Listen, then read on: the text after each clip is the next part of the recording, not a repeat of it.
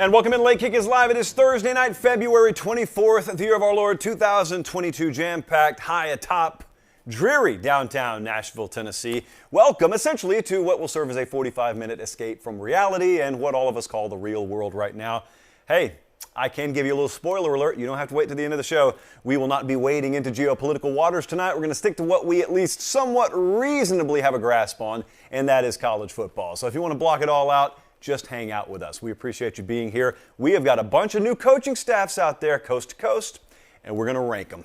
Now, we do that normally once everything's settled down. So fingers crossed, no one's making a late season staff move. We're going to rank some of these staffs. I put a poll up no more than 2 hours ago. I put a Twitter poll up, and I made the crucial mistake of just listing 3 candidates. I wanted to know, hey, which of these do you think was the best hire this cycle? Brian Kelly, Lincoln Riley, Mario Cristobal. Billy Napier is the most popular person in that thread right now, and I didn't even list him. That's on me. That's my bad. I could have put a 4th option, and I didn't. Anyway, we're going to circle back to that in just a second. We got the Auburn mood tracker tonight. Another spoiler alert, there will be a Shawshank Redemption quote read on the program tonight, and it will deal with Auburn athletics. I've been looking forward to this show for quite a while. Finally, it's time for us to put a cap on the Renaissance season and the Renaissance tour from 2021, and we're going to do it by crowning our Ijosh video of the year. As you know, when I went to games, we were on the road 16 weeks in a row. I had the trusty Ijosh in tow for every single trip, and we got some amazing footage. And if you've forgotten about it, Director Collins got them all in there ready to punch them up one by one tonight. We have 11 finalists, and we're going to run through them all. Don't worry if you're listening on podcast. It will translate seamlessly if I do a half-decent job of describing it to you. And then I'm going to tell you the winner because you chose the winner over the past 24 hours. All that, plus we're going to hit some Arizona State. We're going to hit some LSU. We've got a lot to get to. Be sure you're following on the social channels at Late Kick Josh. I told you 2 shows ago, I want your feedback. Do you want us to do some Twitter space activity, and when do you want it? I've gotten hundreds of responses to that, potentially thousands, easily hundreds. I'm getting ready to announce something on that. It's going to be informal, but I'm getting ready to announce something on that because, look, there are a lot of people on here talking about everything from fashion to World War III. Why don't we just talk about some college football at various times during the week? So I'll have more on that for you directly. Just stay tuned. Let's dive right into the show tonight. Appreciate you guys being tuned in as always. Got a lot of new coaching staffs out there, so naturally, we got to rank them before they've ever coached a spring practice. Now, what I want to remind you of when we rank coaching staffs around here, I'm not just ranking the head coach, although it is primarily about the head coach, but when we're ranking them, it's not all apples to apples. If I were to compare Brent Venables at Oklahoma to Mike Elko at Duke, for example, I'm not going to expect one to match the other in an apples-to-apples resume comparison because one's got more resources than the other. But as you're watching, if you're watching on YouTube, there's a whole list on the side of your screen about new coaches in new places. So you quickly look down that staff list there. How would you rank these using these 2 bullet points? I want to know their capability, and I want to know the impact. And we obviously factor in expectation level here, but I want to know the impact. So here's where I went. This is very fluid. I reserve the right to change this after spring. The number 5 new hire for me, we start in Oklahoma. It's Brent Venables. A lot of synergy here. If you've heard me talk about Arkansas, you've heard me credit the synergy that the program has under Sam Pittman. Well, the reason I mentioned Arkansas, because it feels to me like when I've listened to Brent Venables and I've sort of felt the early vibe out of Norman, doesn't it feel to you a little bit like Brent Venables in Oklahoma have some of that Sam Pittman, Arkansas type juice going on? I can't explain it. That's why I use the word synergy. It's very intangible in nature. Can't hold it in your hand. Can't quantify it. A calculator will not spit that out to you. But it just feels like from the moment that Brent Venables arrived in town, everyone looked and said, yeah, he feels like Oklahoma. That's a very good thing because that's what they were looking for. They, being Oklahoma, had a guy leave in the middle of the night. Didn't see it coming until it was too late, and so they wanted someone who knows Oklahoma, but that's only part of the equation. They got to have someone who loves Oklahoma too. And Brent Venables, I think it's very clear, checks both of those boxes. So he feels like Oklahoma. I'm very sure he loves Oklahoma. He knows Oklahoma intimately. He'd been out there for a while. He went and perfected his craft at Clemson and became one of the most sought-after coaching minds and coordinators in America. And now here he comes and he gets an opportunity here. It's not the first opportunity. It's just the first one he took. Very important to note. This wasn't a guy that was reaching just one last gasp effort to try and become a head coach. He had his pick. He turned down several big-time jobs, which makes it all the more important to note Oklahoma's the one he selected. It wasn't just a meeting in the dark. He selected Oklahoma. There's a big difference, though, and the reason he's only at 5, I say only in quotation marks, the reason that I put Brent Venables as the 5th biggest hire on the old power ranking scale is for the standard reason why I keep an eye on any first-time head coach, and that is the key difference that exists when you move from the passenger seat to the driver's seat. Some guys do it seamlessly. Some guys realize this is not for me, and so I don't really care about his age. I don't really care about any of that. I only care about what it takes to be a head coach, and it's the added burden of responsibility, and you just never know until you know. I know Oklahoma folks are very confident. I'm confident in him. He wouldn't be on this list if he wasn't, but it's a common hesitation that I have. When you look at his resume, though, there's a lot of time at Oklahoma. I mean, from 99 to 2011, he was out there. So he knows it intimately. He knows what works out there. Brent Venables at Oklahoma, that's number 5. Now, here's where I know it's going to get a little controversial, but I'm just going to throw it out there and we'll adjust on the fly as we need to down the road. I got Billy Napier at Florida as the number 4 hire here. Obviously, a lot of the feedback I've gotten this afternoon would indicate that a lot of our viewing audience and listening audience will disagree and they'll want him to be higher. This is very lofty, so let's break down Billy Napier at Florida right now. I think a lot of people are mischaracterizing Billy Napier at Florida. I think a lot of folks are looking at Marcus Freeman at Notre Dame, Brent Venables at Oklahoma, and they're just kind of throwing Billy Napier in there, and those are not the same. But they're thinking about Napier almost like a coordinator. A conversation that I've heard a lot of people have, they talk about him as if he's some unproven commodity, like we got to wait and see how he does as a head coach. Dude, he was 40-12 in 4 seasons at Louisiana. You know how he does as a head coach. Then you get the pushback that I never buy into, and that is, well, he hasn't done it at this level yet. At this level is all relative. They used to say the same thing about Chris Peterson when he was at Boise. Yeah, he wins in Idaho, but he'd never do that in fill-in-the-blank conference.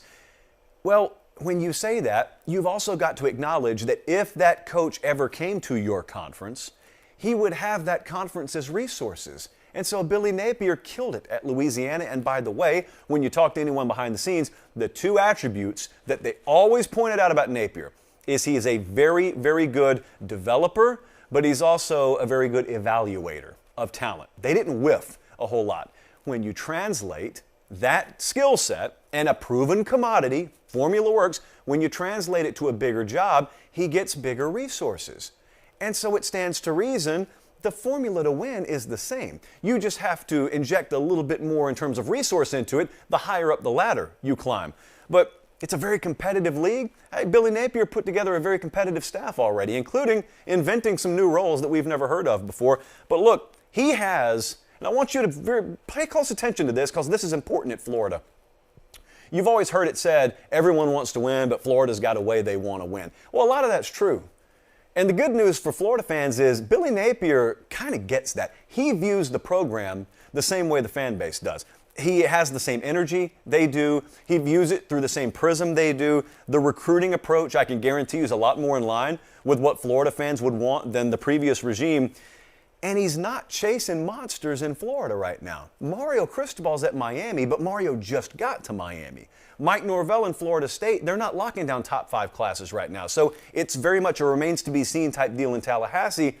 And that's good news if you're Billy Napier. There isn't a Nick Saban or Kirby Smart type entity in the state of Florida right now. Their task is to flip the script when it comes to in-state recruiting.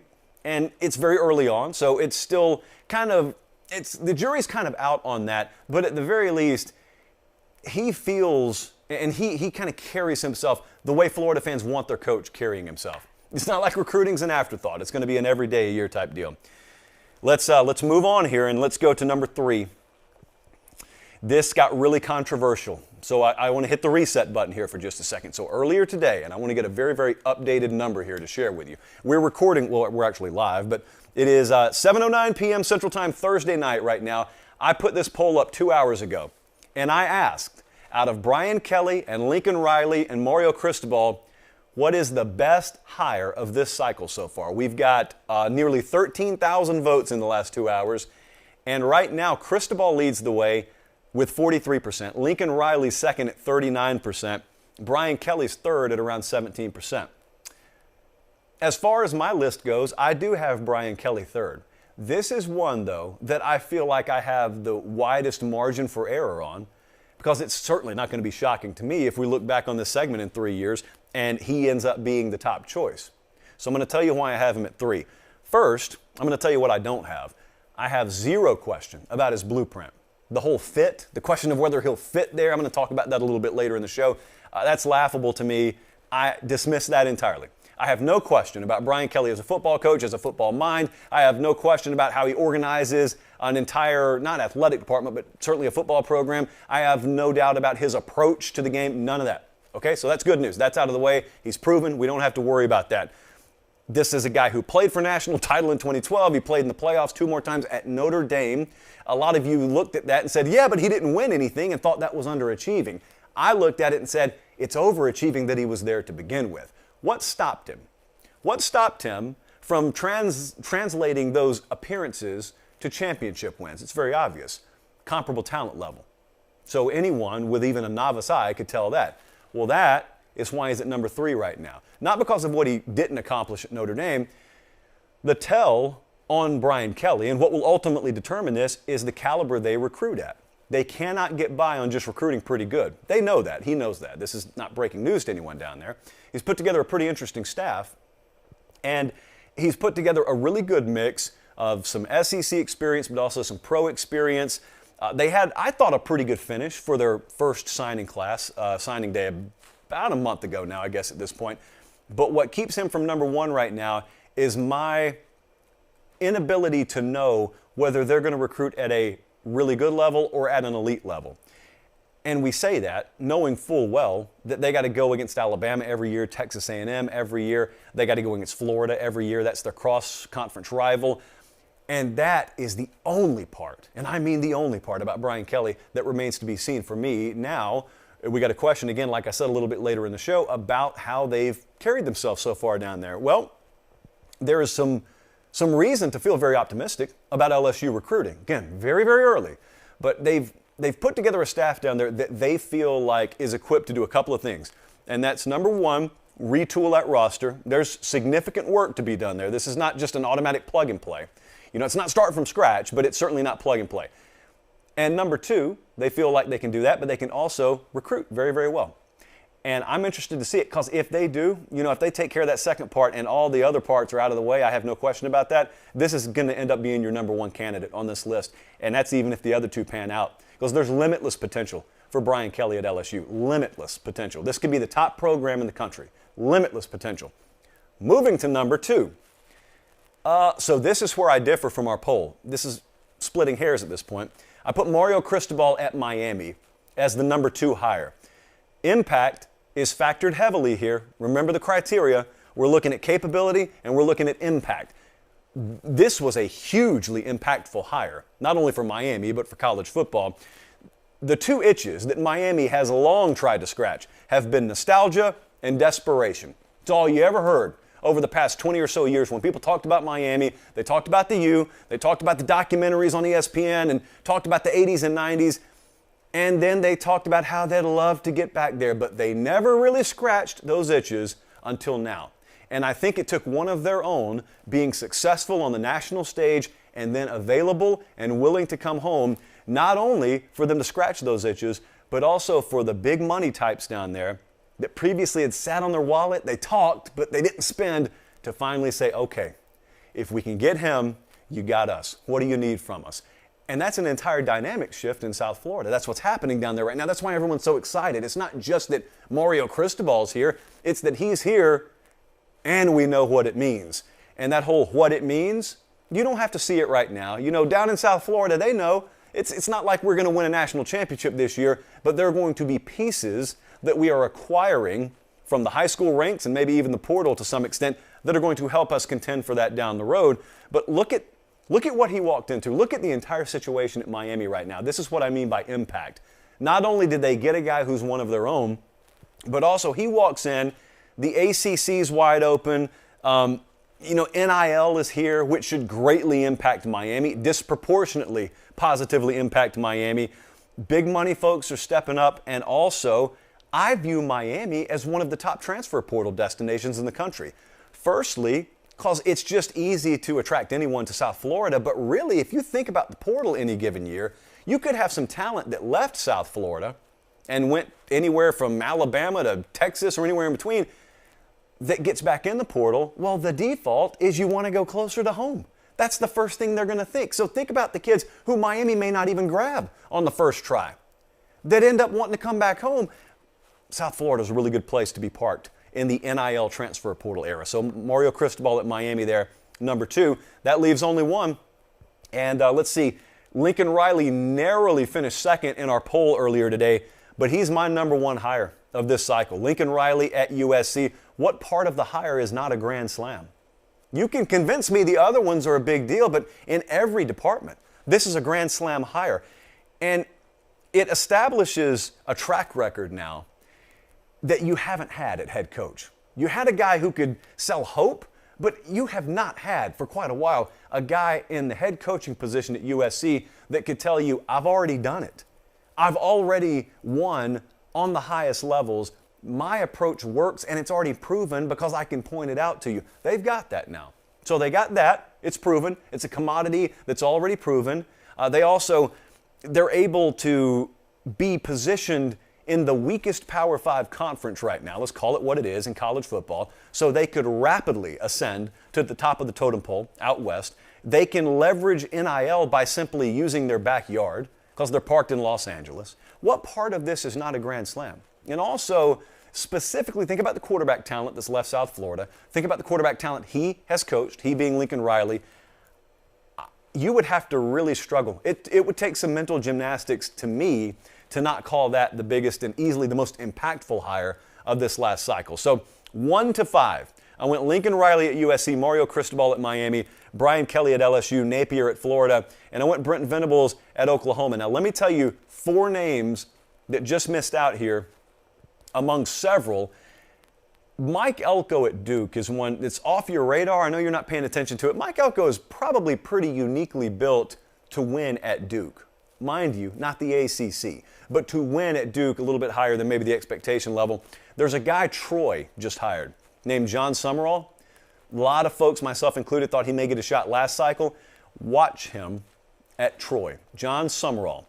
Don't think he'll be down there long. Think his name's going to pop on the national radar before too much longer. Marcus Freeman, obviously, at Notre Dame, and Dan Lanning at Oregon. You know, Lanning at Oregon is interesting right now because there's 2 differing schools of thought out there. I talked about this on the Late Kick Extra podcast the other day, so I won't spend much time on it. But there are some people wondering, is it really as easy as just plugging and moving right along with the way Mario Cristobal is doing it? Because you see, conventional wisdom would tell you Oregon is not a major recruiter. Oregon, based on your map of the United States and where all the talent is and where Oregon is, Oregon should be a developmental program.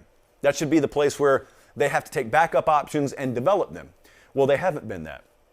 Oregon has been the exception to the rule. Oregon has been parked in the Pacific Northwest, but they've attracted elite talent. They are going to try and continue that with Dan Lanning and the staff. He's put together a great staff of recruiters. So for that reason, he's on the list here in the top 10.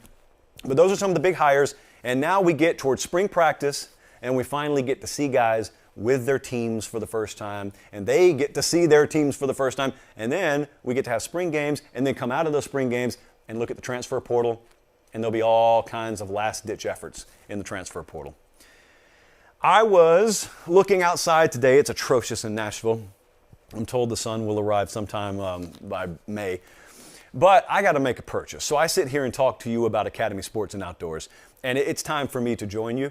And one of the biggest ethical dilemmas I had over the season was I had that entire stash of Academy Sports and Outdoors gift cards that the company sent me to give to you. Well, the thing about it is no one loves free stuff more than me. I once walked out of the Superdome after Clemson played LSU in the national championship game with an entire case of water under my arm because it was being given to the media for free. I didn't feel like stopping at the gas station. That's how much I love free stuff. Anyway, Do you know how hard it was for me to sit on those gift cards all year and not spend one? But I am here to tell you, I'm happy to report I did not use a single one of those gift cards on myself. I'm telling you that because that trend may be about to change, unethical though it may be, because I got to buy a bike. There are a lot of bike trails around Nashville I got to take advantage of them. Colin, Jesse, you can come riding with me if you want to, but I got to buy a bike. No better place to go than Academy Sports and Outdoors. As I told you the other night, we are efforting getting ourselves on a softball team around here. I got a glove. I don't know about Jesse. He's going to try and play too. Academy Sports and Outdoors, best place for that. And if you do not have an Academy Sports and Outdoors in your backyard or in your town or within driving distance, academy.com is your hookup. But before you just think that you're going to be relegated to academy.com, I do want to point out that one of you the other morning, I retweeted this, sent me a picture from a parking lot of Academy Sports and Outdoors, and the caption was, "I flew all the way from Seattle for this." I don't know which city it was. That was not prompted by us. It never is. That's just the loyalty of our audience. So, hey, if you got some frequent flyer miles that you want to trade in, you don't have any friends or family you feel like going to see, I don't know, just hop a plane to the nearest city with an Academy Sports and Outdoors. Just make a day of it. But yes, wherever you go and whatever you need, Academy Sports and Outdoors, they're here to hook you up, and they're always here to hook us up. And we thank them and we thank you for shopping with them. The mood tracker rolls on. I appreciate all you guys being tuned in live, by the way. So the mood tracker rolls on. The mood tracker, before we actually dive in, a quick reminder, because I forget to do this every now and then. The mood tracker is us taking a thermometer and placing it in the fan base and finding out how the fan base feels. Not what preview magazines are going to tell you, what the actual fan base is feeling. It is Auburn mood tracker time tonight. Now I have a quote, and it's going to be followed with the overall mood of Auburn. You tell me where this quote comes from. "I wish I could tell you Andy fought the good fight and the sisters let him be. I wish I could tell you that, but prison is no fairy tale world." That, of course, is Morgan Freeman in Shawshank Redemption. But I took the liberty, the creative liberty, of replacing a few words because I realized if I change 3 words here, this perfectly summarizes the fan mood right now at Auburn. Here's how we're going to reword this. "I wish I could tell you fans fought the good fight and the boosters left the program be. I wish I could tell you that, but Auburn is no fairy tale world." And with that, we present the current Auburn mood tracker, seeking escape. Not escape from Auburn. This is where you got to dive into the weeds a little bit, and you got to understand Auburn, Alabama. Very unique place. I grew up very, very close, so I feel uniquely equipped to explain Auburn to you people. Auburn fans do not want to escape Auburn. Far from it. They love Auburn. They love everything about Auburn. They love the spirit there. They love the town itself. It's like a postcard. A few more chain restaurants popping up as of late than I would like, but it's like a postcard if you're on the right parts of campus. They love the traditions. They love the community. They love the values. Everything about that they love. What Auburn fans and folks get really tired of is having to look around every corner waiting for the self-sabotage hammer to drop. It's one thing if you're having to punch out constantly. If you're having to fight outside forces, that's life. You know, and especially in high-level college football, that's the game. So if you're trying to fight Bama or Georgia or LSU or A&M, we expect that. What we don't expect is we don't expect to have to fight our own. And yet at Auburn, it's been a constant, and it's not new. And of course, what I'm talking about, if you've been checked out for the last month or so, these folks, when I say these folks, I mean a small minority of powerful people around Auburn are now 0 for 2 over the past year and a half of trying to make sure Brian Harsin is not their coach, much to the chagrin of the general Auburn family, who, even though they may not be crazy about Harsin's first year, they're just so tired of a few people having a death grip on the steering wheel of Auburn football and not being willing to let go, even though they themselves have no clue where they're headed. They don't have GPS. They don't know. They're out in the middle of Wichita, and they're not from the Midwest, but yet they're just driving around anyway aimlessly. Well, that's kind of the feeling. If you've been an Auburn fan, you're watching folks with no clue how to run a football program, but they got deep pockets, and so they can reach the wheel, and they won't let go of the wheel. And they're driving a car that you love. It's not a rental. You're not leasing it. It's not a test drive. It's yours. They have their hands on the wheel of Auburn, and Auburn belongs to you, you would think, just as much as them. This has always been a feeling around this program, long before Brian Harsin came along. I will say long after he's gone, but I hope it's not the case for their sake. But there's always been a feeling, you know, and if you've been close to the program, again, and you've been around the folks, there's always been a feeling around Auburn that if they could just channel the passion that everyone has for that program into a laser beam that points in the same direction, it would be a powerhouse athletic department. And I don't think they're wrong about that. Problem being, they have never been able for a sustained period of time to channel all that passion. Because make no mistake about it, even the folks that have been detrimental in their approach to Auburn athletics, they love Auburn, they love themselves, but they love Auburn too.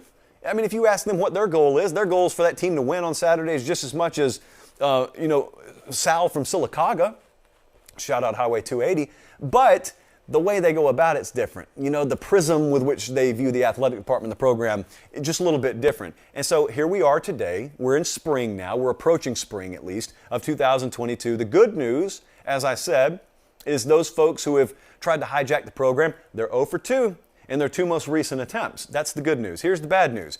We have no clue what the future holds for Brian Harsin and his staff because a million questions still remain. We're not out of the woods by any stretch of the imagination. It's why I tried to frame it the right way when all that drama was going on earlier this month. It wasn't that everyone was pro-Harsin. It was just that they were Java, as they call it, just Auburn being Auburn. They're anti that. They're anti those forces punching in on Auburn and working against themselves. And so now you got staffers they had to replace. They had some guys leave via the portal. They did not recruit a very good class on paper. I want to stress that because you don't really know what a class consists of until it's a few years into being on campus and going through your strength and conditioning. So I'll grant you that. It doesn't feel like this is a rocket ship, but at least they're going to get a chance. So we're going to go into spring now. At least they'll get a chance. But a million questions still remain there. And Auburn folks all the while are just sitting around wishing for nothing more than just an escape from what the norm has been. Because their belief is if we could just compete on equal footing and have all the passion directed in the same effort, we'd be really good. We'd be okay. And I agree with them. I think they would be. Now comes the time where I've been looking forward to this for, since August, I guess, or September. The first game, I think, was early September. The Renaissance season, as we called the 2021 season, brought about the Renaissance Tour. We thought it was going to be a Renaissance season for college football because we thought a lot of what we missed about the game was going to return. And we were on the road. Late Kick was on the road every single week. And we ended up, I think, 16 weeks in a row, if you count the signing day shows and whatnot that we did too. So if you're watching on YouTube, there's a brief list up right now of all the games that we were at.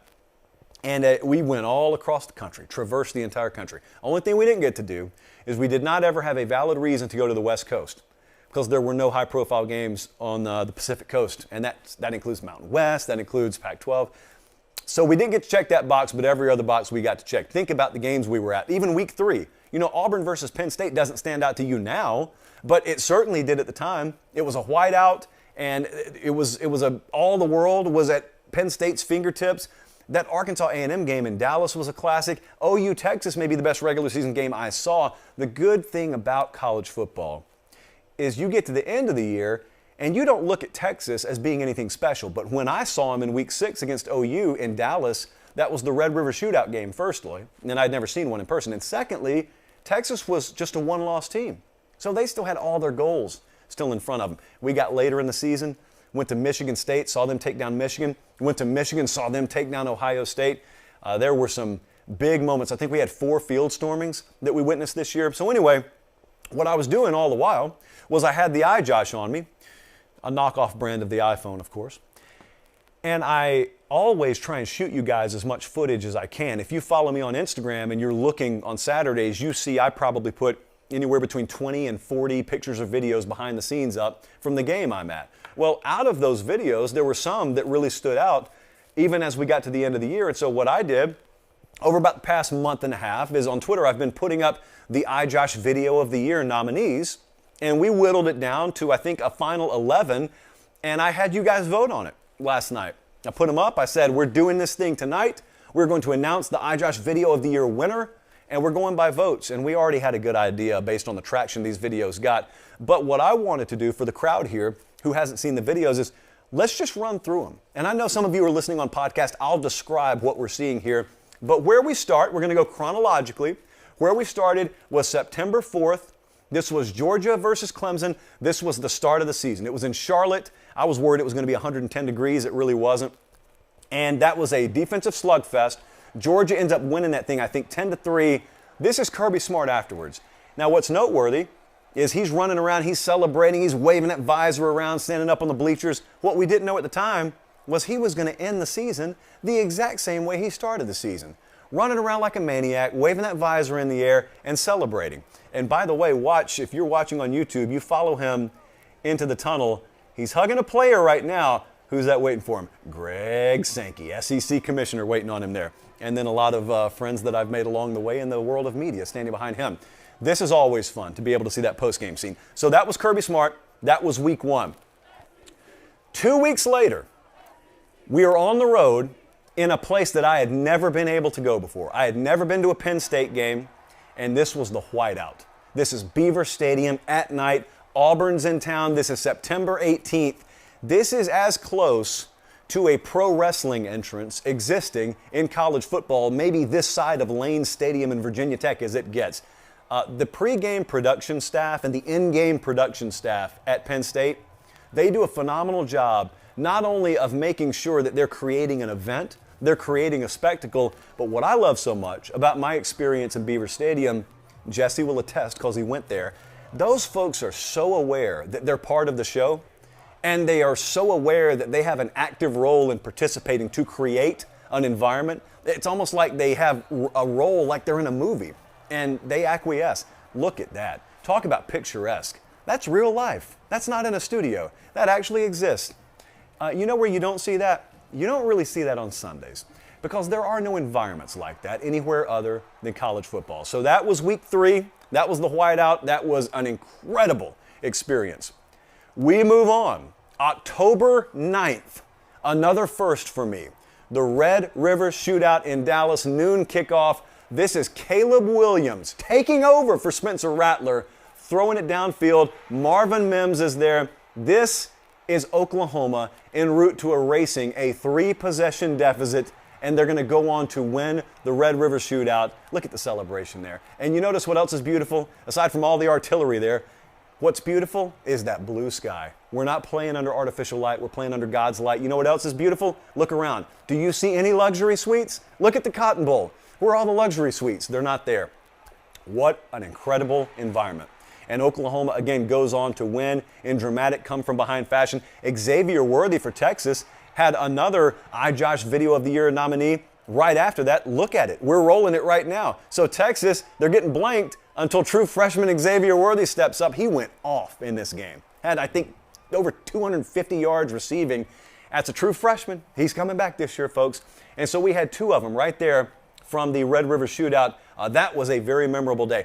This right here, I think, was the best regular season game I saw this year. Again, the beauty of college football being doesn't always have to have playoff ramifications. Neither of these teams ended up making the playoff. Doesn't change the fact that it had 2 Ijosh Video of the Year nominees. Then we go to Knoxville. This one's fun. A lot of you thought this was going to win. We'll see if it won in just a second. Lane Kiffin, after a surreal, bizarre, incredible game, they end up beating Tennessee, do the Ole Miss Rebels in Neyland. Watch for the bottle throw. Watch for the bottle throw. Boom. Debris raining down on Lane Kiffin. And like Odell Beckham before him, he one-handed the bottle. Beckham did it with a football. Lane Kiffin did it, and then he chucks the visor for good measure into the stands. This is called heel tactics. To go back to pro wrestling for a second, this is how you carry yourself as a heel. You don't fight it. You don't try and make people like you. You wave to them. You catch the bottle, as only a heel would do. That is Kurt Hennig style, Mr. Perfect execution. And then, as they're yelling every form of profanity and obscenity at you, trust me, I was down there, I could hear it. You chuck them the visor, and then you throw up the deuces, and you leave. That was a memorable night for a lot of wrong reasons, but also a memorable night because a classic Ijosh Video of the Year nominee was born from it. Then we're getting a little bit later into October. Let's go to October 30th. This is Michigan State beating Michigan. This actually ended up becoming a painting. Someone in or around East Lansing took Mark D'Antonio, who is the former Michigan State coach. He's just on the field there. He's watching the Spartans celebrate after they beat in-state rival Michigan. Look at him, keeping his distance, He is about 20, I would say 15 or 20 yards away from the majority of the players. Hands in the pockets there, windbreaker on. It was like 35 degrees that day, rainy, misty, and he's just watching the players. That is a great image. Again, so much so that it got turned into a painting. This was very memorable because, again, he didn't try and make himself the focal point of anything. He's standing off in the distance. Mel Tucker, all the players are celebrating. Going to have another video from this one in a second, but that image right there, that got turned into a painting. Mark D'Antonio in East Lansing as they take down Michigan. We had a second one. Within minutes of this video being shot, we had another Ijosh Video of the Year nominee, and it's Paul Bunyan. Not only the trophy coming home to East Lansing, but with the Spartan helmet on. And so when you're in a situation like this, you just hold up the phone and you just follow the players because they're headed towards the student section. Again, I want you to look at the level of celebration, and I want you to remember this is not a playoff game. This is not January. This is not some nameless, lifeless NFL venue 1,000 miles away. That's East Lansing, Michigan. That's a Saturday afternoon in the fall. And when I tell you Saturday afternoons in the fall are what this sport is all about, look at that band, look at those students, look at those players, look at that wooden trophy, look at the helmet on it. That's what it's about. That's why I never support any kind of model that would dampen any of this whatsoever. Two classic moments there just from one game. We're not done. November 6th, what a change in the weather this was. From those conditions to 70 and sunny in College Station. This is Auburn at Texas A&M. The date was November 6th. Chamber of Commerce weather there in College Station. This is a view that a lot of you don't get to see, but since we do, I try and capture it. It is a very dizzying scene because it's during the Aggie War Hymn, normally happening during commercial breaks, so you don't get to see it on TV.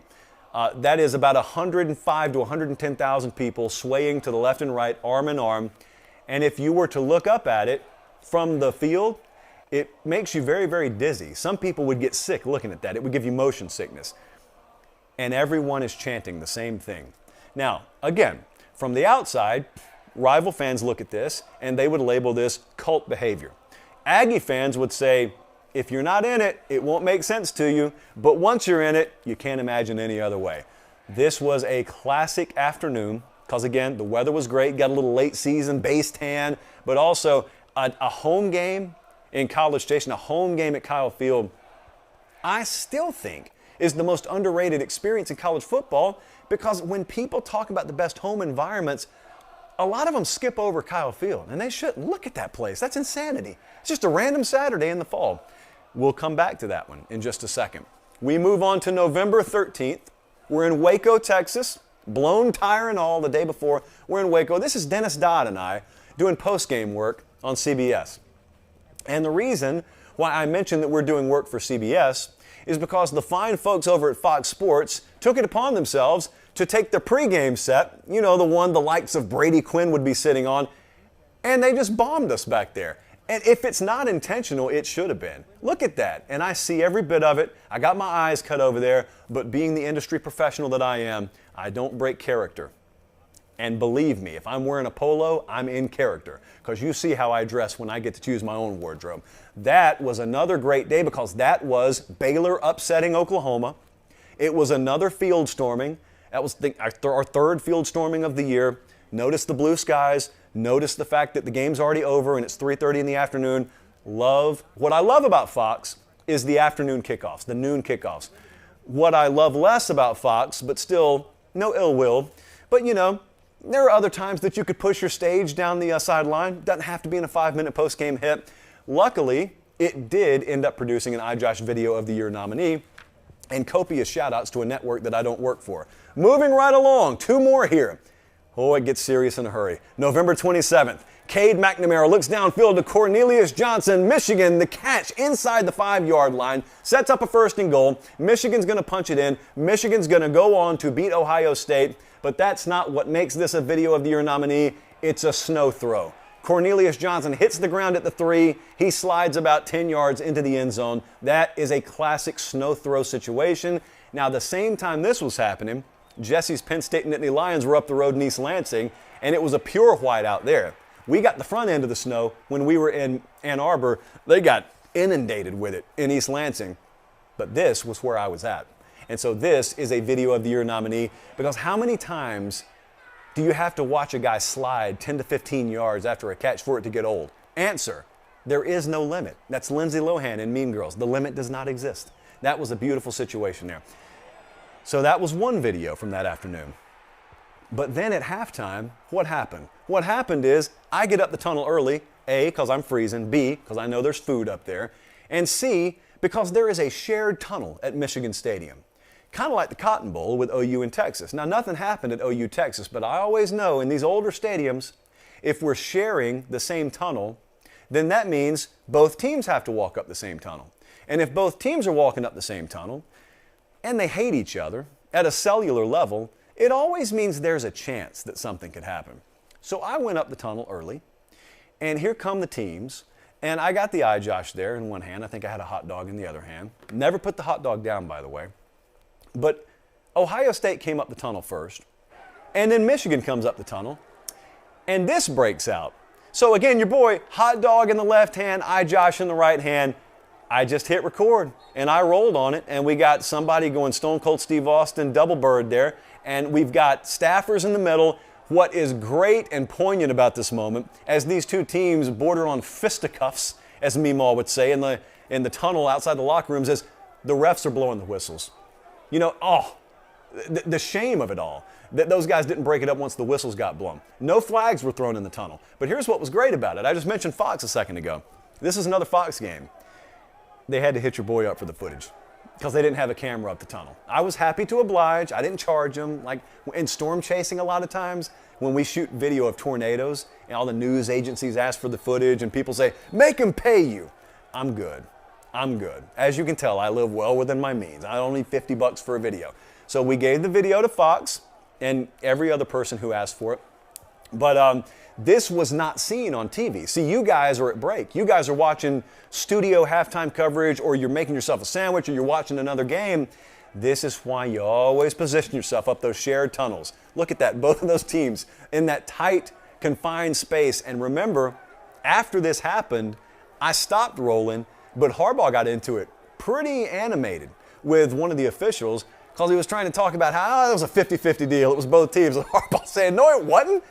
They're not even in their locker room when they're supposed to be. I wish I would have shot that. I didn't. So those are the 11 Ijosh Video of the Year finalists.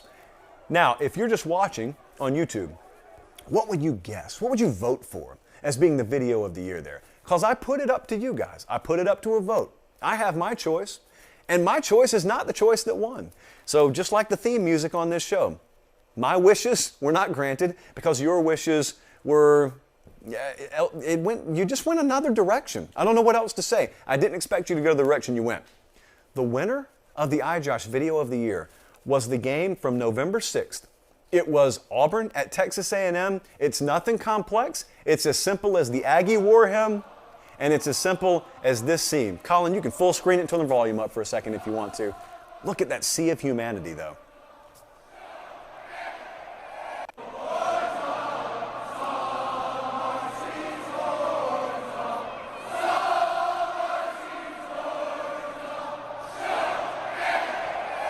Now, I know that upset some of you because you saw the borderline fight in the tunnel. You saw Lane Kiffin, one hand the Dasani bottle, maybe Aquafina, I don't know. I don't want to play favorites.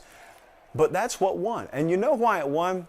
Because Texas A&M fans in some ways resemble a social media army. And when they set their minds to doing something, like winning an Ijosh Video of the Year poll, they do it.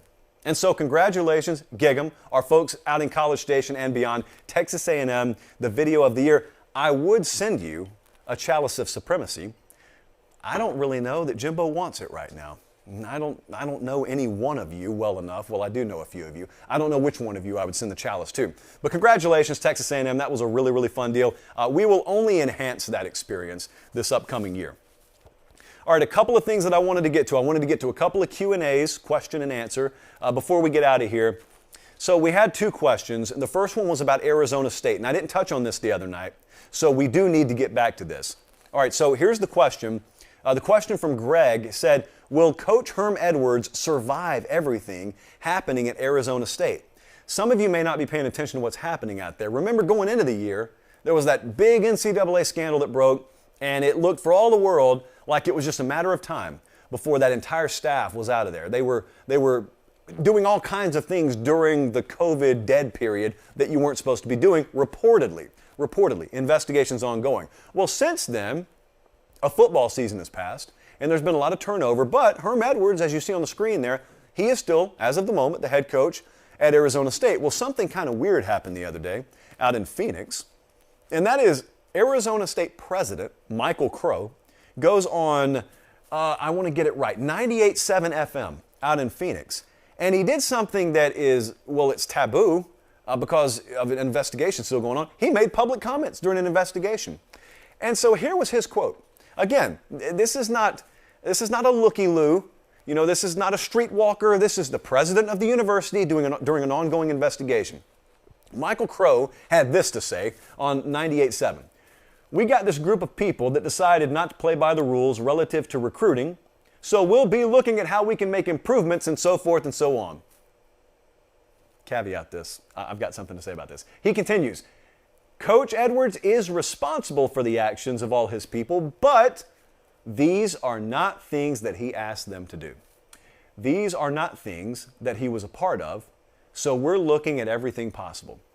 As I was reading that, I felt like I was doing an impression of Bill Clements, former governor of Texas, during the 30 for 30 Pony Excess documentary. We got this group of people that decided not to play by the rules, or as he would call it, monkey business back in the day. But this was the president of the university here who went on the record, as I said, during an ongoing investigation. That's why that's surprising. But also, here's why it's surprising in another vein. Reportedly, and when I say reportedly, I mean multiple very reputable people close to this situation have reported Herm Edwards was not a bystander. According to reports, he met directly, face to face, me and you in the same room with these kids during that dead period. So not only were some of his staffers facilitating it, they were facilitating it in a sense that they said, come here, coach is ready for you. Coach, here he is. This is Jimmy. 4-star from Tempe here. You want to meet him? Yeah, shake hands, we talk. That's a little bit more involved than the old president's letting on. So either those reports are wrong or the president's wrong here. Also, what makes this puzzling, as I said, is the investigation is ongoing and there have been a lot of other dump buttons hit on this staff. So there have been a lot of heads that have already rolled. Herm Edwards, his head has not rolled yet. And the president also said they may be over a year away from the NCAA investigation concluding. His words, I think, were it moves at a glacial pace, which is an entire separate segment. Now, how insane it is, the sloth-like speed at which some of these NCAA investigations move. But that's, again, like I said, it's a whole other story. So where I am right now in Arizona State is I don't think Herm Edwards will survive this when it's done. I don't know when it's going to be done. They don't know when it's going to be done. NCAA doesn't know when it's going to be done. So the whole theme around this thing is no one really knows anything. It just, as it turns out, ends up being the case that the default's going to be Herm Edwards is keeping his job there, as opposed to believing reports and just going ahead and moving on it. But doesn't sound like they're ready to make any kind of move yet, at least on the head coaching front. So that's the very latest out of Arizona State. We had another question that I wanted to get to right before the end of the show here. Question from Caleb. He said, what are your takeaways from the recent Brian Kelly presser and his new staff? We didn't play any sound from it earlier, but Brian Kelly and members of his staff, they finally met with the media because he's finally got his staff put together. And I know that a lot of folks who have given their thoughts on Brian Kelly and LSU, they've said, I just don't know if he's going to be a good fit. And as I've told you before, I don't care what accent he talks with. I don't care how much he dances in videos. That's foolishness. It's nonsense. It's so trivial. That's clickbait stuff. That's there for aggregation purposes. It has nothing to do with football. That guy knows how to win, like it says there on the crossbar. He knows how to win. So where I'm ready to go is I'm ready to go and see how this staff translates. You're looking at a lot of them right now, and you heard from a lot of them down in LSU over the past 24 hours, 48 hours. Fit, I'm not worried about. What I do want to know is how long will it take this roster rebuild? I was listening to Cooper Pategna with Blair Angulo on the 24/7 Sports Recruiting podcast today, I believe it was, and they were talking about how, this is not a ground-up rebuild, but it is a rebuild. There are some roster deficiencies here, so don't think that this is just come in and plug in the cord and boom, we're ready to go. You got to charge a little bit. So they've already gone about things in the transfer portal in a way that they're tactical with. They brought some kids in that maybe are from Louisiana, but didn't initially get LSU offers that now get to come back home. That's strategy, and it's not the worst approach in the world. There are some deficiencies here. O-line, linebacker, there's some deficiencies. I'm not going to go down the list. But how quickly can they do that? Simultaneously, how quickly can they really hit the ground running just on the recruiting trail in general, not the portal, but just in high school? Because that goes back to the staff he's hired. He didn't do it within the snap of a finger, but he put together a pretty good staff, and he got guys who, like I said earlier, they have a mix of pro experience, they have a mix of SEC experience, but they also have enough national flavor about that staff. And they got, a guy like Brian Polian was, I think, a really integral, he's a hire that everyone at LSU is talking about. If you live in Casper, Wyoming, you're probably not talking about him as much. But he's going to be a very, very important part. He's not going to be a name you hear every day nationally. But Brian Polian is the special teams coordinator, but he's the recruiting coordinator down there. He's a guy who knows how to identify talent. And it was very, very crucial that Brian Kelly got him to come along. While all the headlines were talking about the staffers from Notre Dame that didn't follow Kelly, Polian is a very important name to monitor that did come with him. But it's a really good mixture on the coaching staff. Jamar Cain, for example, is a guy who was at Oklahoma with Lincoln Riley and then went to USC for a second. And the headlines were, well, Lincoln Riley chose USC over LSU. Maybe he did. There is that little point of interest there, in that Jamar Cain obviously had his choice and he chose LSU. And so he's down there. They got a lot of work to do. I think they have the workers on the staff to do it. So I listen to the press conferences. I don't really ever get much out of press conferences. It's more validation than anything. But I'm excited. I'm excited because whether you set a win-loss bar as a measure of success this year, I'm going to care probably every bit as much about how they're doing off the field as I will how they're doing on the field in 2022. And then moving forward, obviously, once they get on equal footing with the Bamas and A&Ms of the world, then it's time to go. But I'll tell you what the most important rivalry that the nation won't be talking about a lot is. It's A&M LSU. Bama's not going anywhere. But A&M and LSU recruit the same kids, and they're in the same division, and they play at the end of the year every year right now. It's already a fierce rivalry. It's underrated nationally, but now, it ramps up a little bit more because everybody wants the same thing in the West. Auburn wants it. Arkansas wants it. Ole Miss, they just won 10 games. They want it. LSU wants it. They just made a change because they didn't have it. Bama's got it. A&M thinks they're well on their way to having it. There aren't enough wins to go around. I didn't even mention the Georgias and Floridas and Tennessees and whatnot in the East. Someone's got to lose. A lot of these folks play each other every year. A&M and LSU are among them.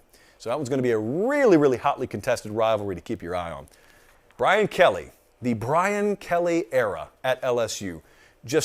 It's the reason why we don't say the word offseason, because you could never have seen that coming 2 years ago. You could never have seen it coming 5 months ago, and yet here we are. That's why we don't take any months off, because this sport never ends. Appreciate you guys being tuned in. Make sure you like the video, subscribe to the YouTube channel, and 5-star reviews on the podcast front is all we ask. Thank you so much for watching. Have yourselves a great early start to the weekend. For Director Colin, for Producer Jesse, for all of our production executives, I'm Josh Pate. We'll see you on Sunday night. Until then, take care and God bless.